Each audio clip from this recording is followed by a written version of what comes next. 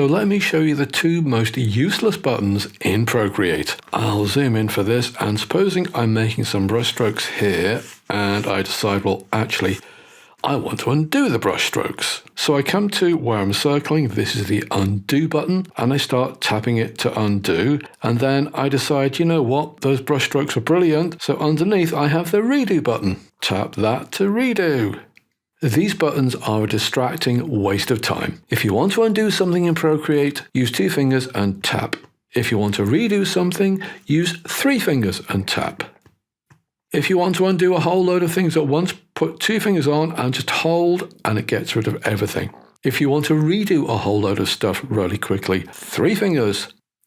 Press and hold, and everything gets redone really quickly. In general, if there is a way to do something on screen using gestures, use that instead of diving for a menu. It will make your life and your workflow so much easier. Okay, so if you can hit like and subscribe, that would do me a favor. Also check out the links below for some top quality tuition and a complete art studio in a box.